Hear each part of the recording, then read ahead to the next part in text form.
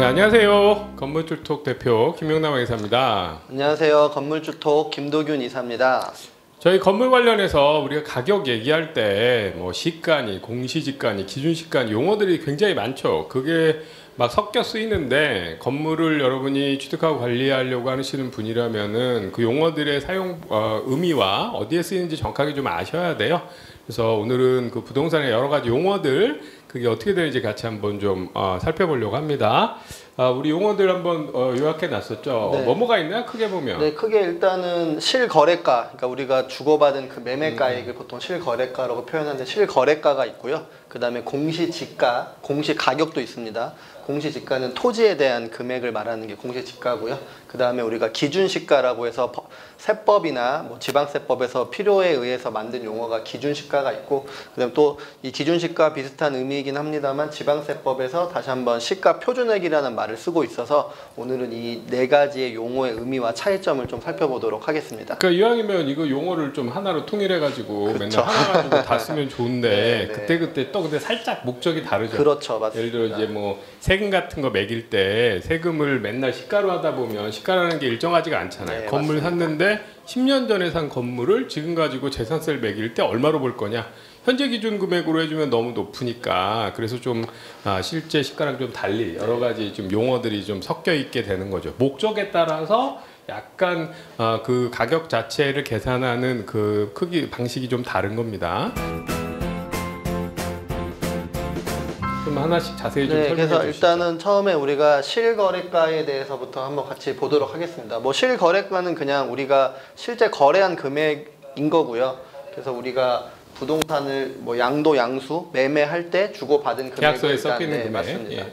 그래서 일단 실거래가가 있고 그다음에 이제 법이 예전에 아주 오래되긴 했지만 법이 바뀌어서 예전에는 실거래가를 신고하는 게 없었는데 지금은 이제 국토교통 보통은 뭐 매매한 당사자들이 해도 되고 아니면은 그 공인중개사 있는 상태에서 거래를 했으면 공인중개사가 실제 거래일로부터 일정 기간 안에 실거래가를 신고하게 되어 있어서 우리가 이 실제 우리가 뭐 보고 있는 건물이나 아니면 관심 있던 건물들이 얼마의 거래가 됐는지를 파악하기 위해서는 그 국토교통부 실거래가 시스템에 들어가시면 확인을 가능할 수 있습니다. 예전에는 이제 막 이제 실제 거래한 금액 아니게 이렇게 막 이제 가라계약서를 해서 낮게 하고 막 이런 것들이 있었는데 그런 것들을 최대한 줄이려고 그쵸. 지금 이제 이 시스템에 입력하게 돼 있죠. 그리고 이 실거래가는 어디에 쓰이나요?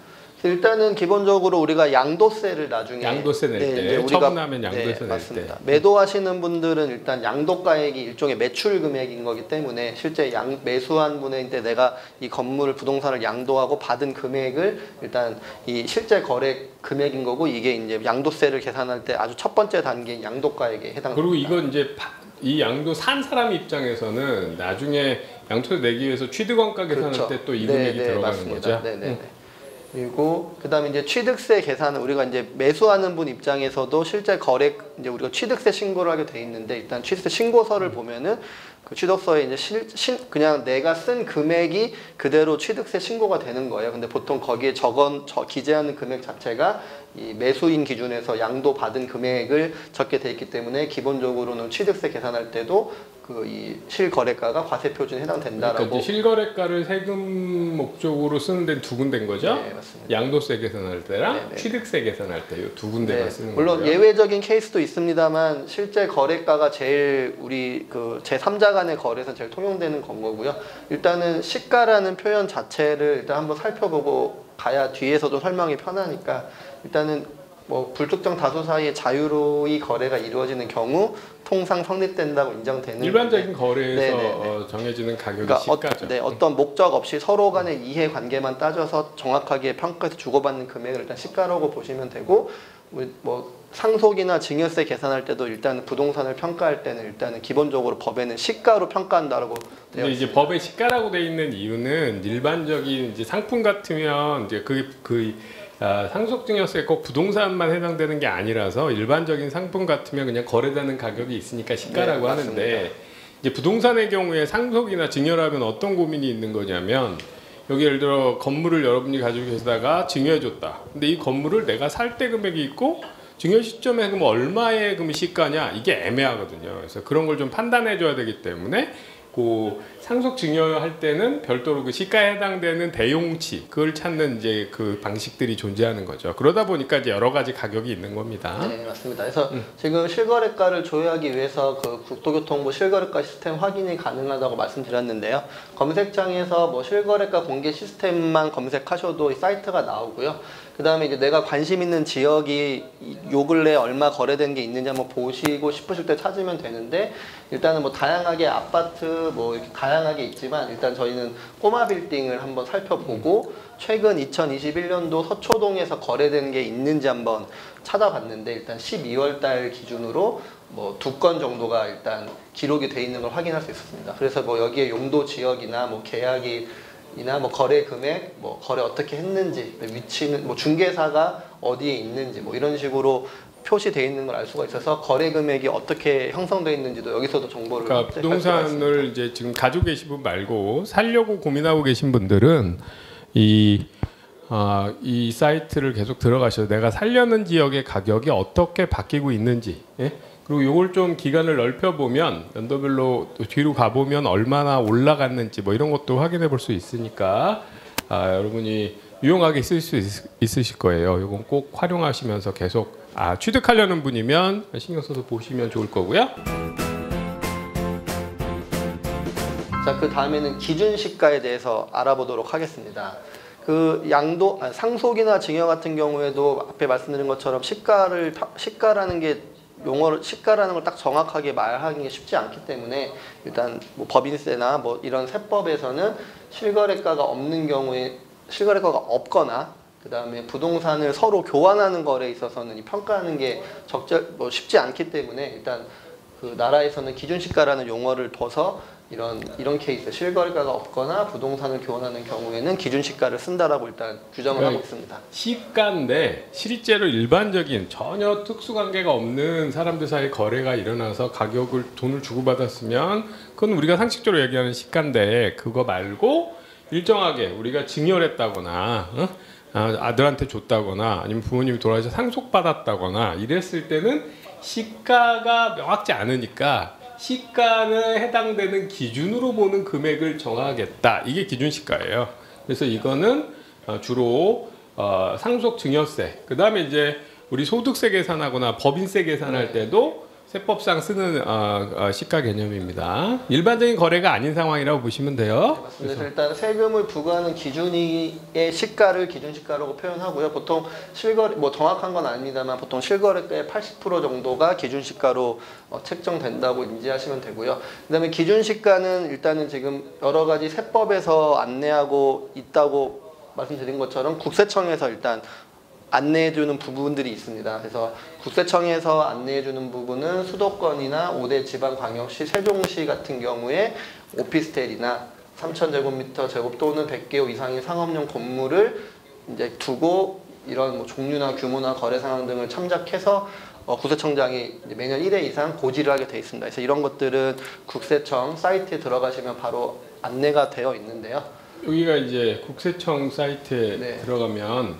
고지되어 있는 게 우리가 확인할 수 있죠. 네, 그래서 일단은 뭐 공동주택도 예전에는 국세청장이 고지했는데 공시했는데 지금은 아니고 일단은 우리가 국세청 사이트에서 확인할 수 있는 거는 오피스텔 및 상업용 건물 또는 그 외들을 이렇게 기준시가를 조회할 수가 있게 되어 있습니다. 그래서 이렇게 기준시가를 클릭하시고 내가 원하는 지역 찾으면 이 지역의 기준시가가 얼마 정도인지를 우리가 알 수가 그래서 있습니다. 그 기준시가 기준으로 뭐 양도세나 상증세 이럴 때 우리가 여러분이 주로 보시게 될 거는 양도나 상속할 때 이 기준시가를 보시게 될 거예요. 그래서 그런 일 없으면 기준시가는 별로 보실 일이 많지는 않을 거고요. 그 다음으로 이제 공시 가격에 대해서 알아보도록 하겠습니다. 공시 가격은 일단 이거는 많이 또 익숙하신 분들이 있으실 텐데 일단 재산세나 종합부동산세, 그 다음에 지역가입자의 건강보험료를 산정할 때 그 부동산의 가치를 평가하는 기준이 됩니다. 그래서 공시 가격은 일단은 표준 단독주택, 그 다음에 개별 단독주택, 그 다음 공동주택에 대해서 그 공시 가격이 공시가 되는데요. 일단은 표준 단독주택은 국토교통부 장관이 대표성 있는 23만 가구 정도로 선정해서 매년 고시가 되어 있습니다.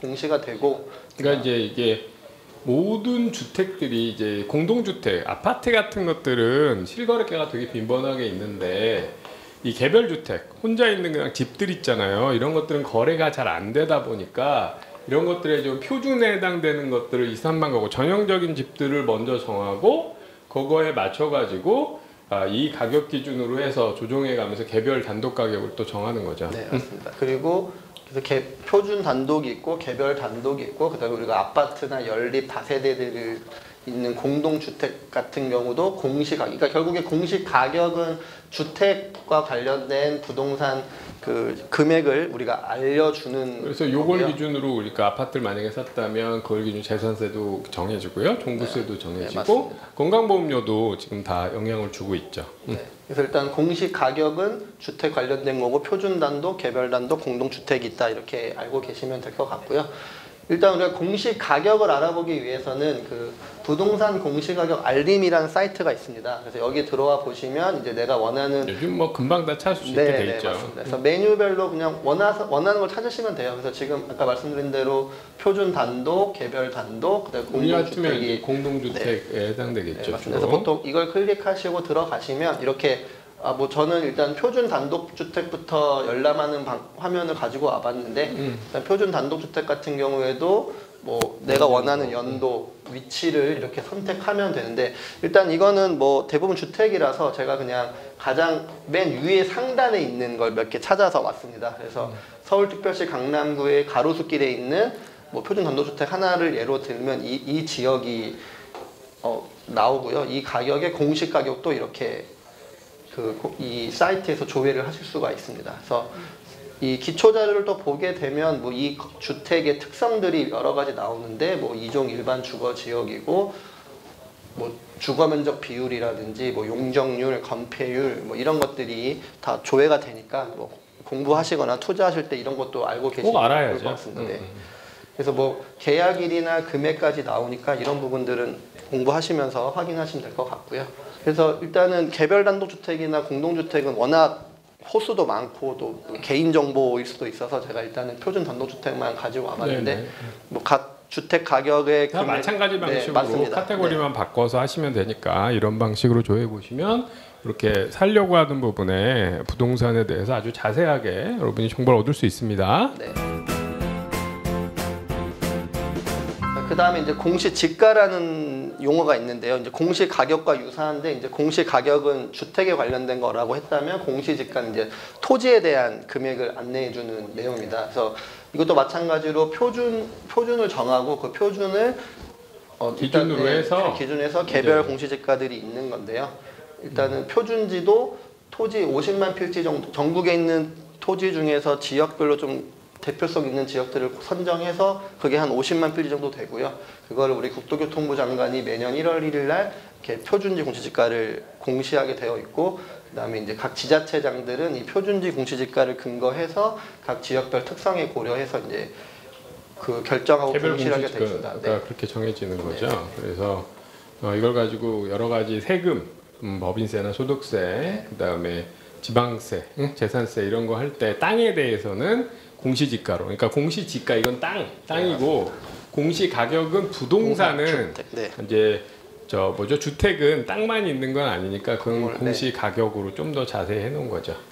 그래서 아까 같이 살펴봤던 사이트인데 여기서 이제 공시지가도 확인할 수 있게 되어 있습니다. 그래서 우리가 보통 매년 뉴스에 나오는 지역이에요. 그 명동 제일 땅값이 비싸다고 말하는 그 명동 밀리오레 주변에 있는 이 화장품. 요즘 근데 명동이 좀 약간 죽어서 이제 아마 바뀔 거예요. 좀 조만간. 명동도 옛날에 뭐 일제시대에 개발돼가지고 계속 서울 도심이었는데 이제는 뭐.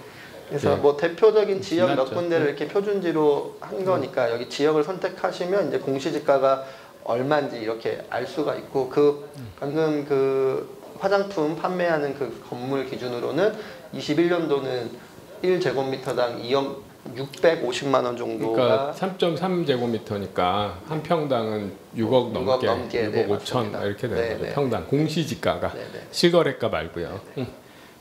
그리고 그 다음에 이제 개별 공시지가도 살펴볼 수 있는데 이건 표준지를 기준으로 이제 한다고 했는데 개별 공시지가는 이제 지자체 뭐 서울시 같은 경우에는 각 구청에서 조회할 수 있는데요. 이제 서울 같은 경우는 또 별도로 서울 부동산 정보조회 시스템이 있고 각 지자체별로 이렇게 조회할 수 있는 사이트가 다 있습니다. 이게 이제 왜 그럼 구청에서 하는 거냐면 이걸 기준으로는 재산세 같은 걸 계산하는데 재산세가 지방세예요. 그 구청의 소득이 구청의 수익이 되는 세입이 되는 거라서 그래서 그 구청에서 관리하는 거야 이걸 또. 사실 이거 다 합쳐가지고 국세청이든 구청이든 자기들이 쓸 때만 나눠가지고 그냥 데이터 하나에서 관리하면 더 좋을 것 같은데 어쨌든 그런 이유로 이게 구청에 가 있는 겁니다. 옛날에 데이터베이스가 이렇게 완벽하지 않을 때 각 구청별로 구청의 담당자들이 하던 프로세스가 그대로 그냥 시스템에 지금 들어와 있는 거죠. 네, 그래서 여기는 그 강남역 앞에 있는 그 삼성전자 서초 사옥 그 주소로 검색해서 살펴본 거고요.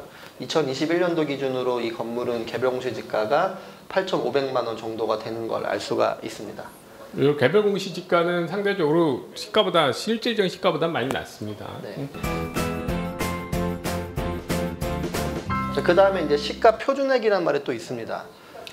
이게 이제 실질적인 그 재산세 부과 기준이죠. 네, 맞습니다. 그래서 말씀드린 것처럼 지방세를 부과하기 위해서 별도로 용어를 하나 만든 건데요. 일단 행정안전부에서 정하는 거고 시가표준액 같은 경우는 지금 앞에 살펴본 것처럼 주택 같은 경우는 주택 공시가격으로 따져보는 거고 건축물, 뭐 상가나 오피스텔 같은 경우는 그 자치단체장이 고시한 가격이 있습니다. 이 금액을 기준으로 시가표준액으로 두고 또 토지 같은 경우는 방금 살펴본 것처럼 개별 공시지가를 가지고 이 시가표준액을 정하게 됩니다.